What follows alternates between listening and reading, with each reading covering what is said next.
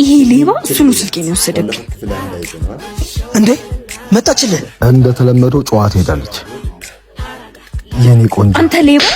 አረ ድፍረት! ሂጂ።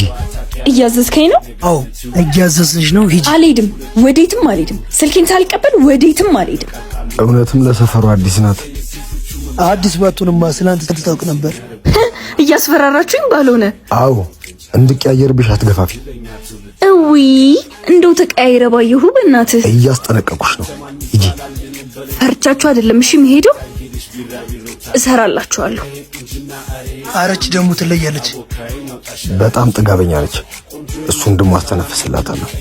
እንዴት? ነገ ትርገመውና አሳያታለሁ።